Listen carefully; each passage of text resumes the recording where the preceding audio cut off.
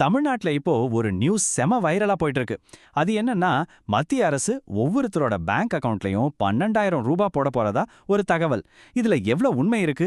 வாங்க இத பத்தி கொஞ்சம் விரிவா அலசலாம். ஆமாங்க, 12,000 ரூபாய். இந்த ஒரு நம்பர் தான் இப்போ தமிழ்நாடு முழுக்க ஹாட் டாபிக்கா இருக்கு. சரி, இப்ப நம்ம எல்லாருமே யோசிக்கிற விஷயம் என்னன்னா, இந்த பணம் உண்மையிலே நம்ம பேங்க் அக்கவுண்ட்டுக்கு வருமா வராதா? வாங்க இந்த கேள்விக்கான பதில ஒன்னொன்னா பார்க்கலாம்.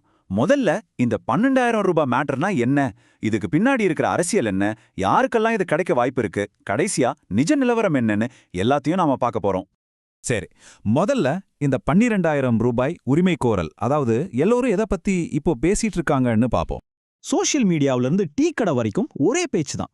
மத்திய அரசு தமிழ்நாட்டுல இருக்கிற பெண்களோட பேங்க் அக்கவுண்ட்ல 12,000 ரூபா போட போறாங்களாம். இது கேட்க நல்லா இருந்தாலும் இதை இன்னொரு உறுதிப்படுத்தப்படாத தகவல், அதாவது ஒரு வதந்தின்னு நாம ஞாபகம் வச்சுக்கணும்.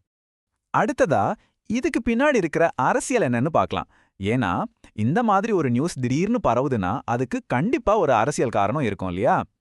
இந்த விஷயம் எப்ப ஆரம்பிச்சதுன்னா, மத்திய உள்துறை அமைச்சர் அமித்ஷா தமிழ்நாட்டுக்கு விசிட் பண்ணிட்டு போனதுக்கு அப்புறம்தான் வரப்போற 2026 சட்டமன்ற தேர்தலை மனசுல வச்சுதான் இந்த மாதிரி செய்திகள் பரவுதுன்னு சொல்றாங்க. இங்க தான் ஒரு சின்ன போட்டி வருது. ஒரு பக்கம் மாநில அரசு, அதாவது திமுக, பெண்களுக்கு உரிமைத் தொகையா 5,000 ரூபாய் கொடுத்தாங்க. இதுக்கு ஒரு பதிலடியா, அதுக்கு போட்டியா மத்திய பாஜக அரசு 12,000 ரூபாய் கொடுக்க போறதா ஒரு பேச்சு அடிப்படுது. சரி, ஒருவேளை இந்த திட்டம் நிஜம்னு வச்சுக்கிட்டாலும் இந்த பணம் எப்படி நம்ம கைக்கு வரும், அதை பத்தி இப்ப பார்க்கலாம். இங்கே தான் ஒரு முக்கியமான விஷயத்தை நாம கவனிக்கணும். இது புதுசா தர காசு இல்லையா, இதை ஒருங்கிணைந்த திட்டம்னு சொல்றாங்க. அதாவது ஏற்கனவே இருக்கிற, சில சமயம் நிறுத்தி வச்சிருக்கிற மத்திய அரசு மானியங்கள் எல்லாம் ஒன்னா சேர்த்து மொத்தமா ஒரே பேமெண்டா கொடுக்கறது அந்த ஐடியாவாம். அப்போ எதெல்லாம் சேர்ப்பாங்கன்னு பார்த்தா, முன்னாடி நிறுத்தி வச்சிருந்த கேஸ் மானியம், விவசாயிகளுக்கான உரமானியம், அப்புறம் பிஎம் கிசான் திட்டத்தோட பணம், இதை எல்லாத்தையும் ஒன்னா சேர்த்தா அந்த 12,000 ரூபாய் தொகை வரும்னு சொல்லப்படுது. ஓகே, இப்ப யாருக்கெல்லாம் இது கிடைக்க வாய்ப்பு இருக்கு, அதுக்கு நாம என்னென்ன பண்ணணும்னு பார்க்கலாம். கிடைச்ச தகவல் படி தகுதி பெரும்பாலும் நம்ம ரேஷன் கார்டை பொறுத்து தான் இருக்குமா. உங்ககிட்ட பிஹெச்ஹெச், பிஹெச்ஏஒய் மாதிரி முன்னுரிமை கார்டுகள் இருந்தா உங்களுக்கு கிடைக்க நிறைய சான்ஸ் இருக்கு. முன்னுரிமை ஏற்ற, அதாவது என்பிஹெச் கார்டு வச்சிருக்கிறவங்களுக்கும் வாய்ப்பு இருக்கலாம். ஆனா சர்க்கரை அட்டை, அதாவது என்பிஹெச்ஹெச் அப்புறம் எந்த பொருளும் வாங்காத என்பிஹெச்ஹெச்என்சி கார்டு வச்சிருக்கிறவங்களுக்கு வாய்ப்பில்லைன்னு சொல்றாங்க.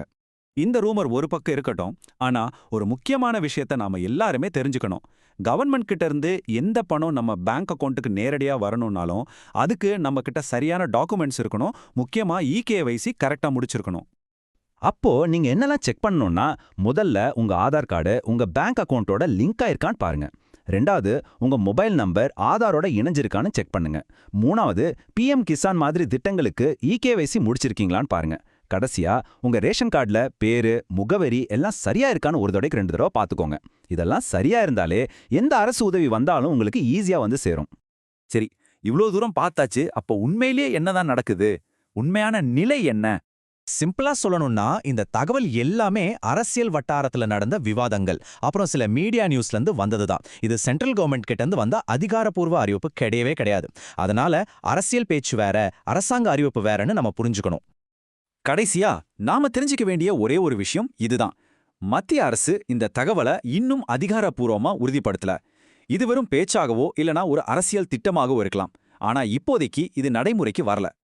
ஆக இந்த 12,000 ரூபாய் கதை இன்னும் வதந்தி லெவல்ல தான் இருக்கு. ஆனா இது நம்மள ஒரு பெரிய விஷயத்தை யோசிக்க வைக்குது. இந்த மாதிரி தேர்தல் நேரத்துல வர்ற நலத்திட்டங்கள் உண்மையிலேயே மக்களோட வாக்குகளை தீர்மானிக்குமா? இத பத்தி நீங்க என்ன நினைக்கிறீங்க?